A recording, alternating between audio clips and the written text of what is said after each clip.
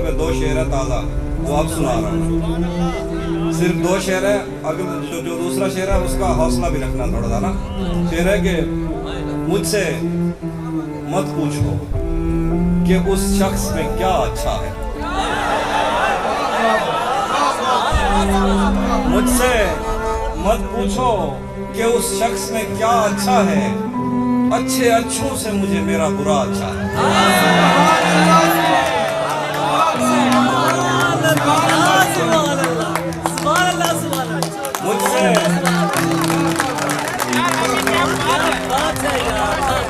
मुझसे मत पूछो कि उस शख्स में क्या अच्छा है, अच्छे अच्छों से मुझे मेरा बुरा अच्छा है। किस तरह मुझसे मोहब्बत में कोई जीत गया, ये न कह देना कि बिस्तर में बड़ा अच्छा है।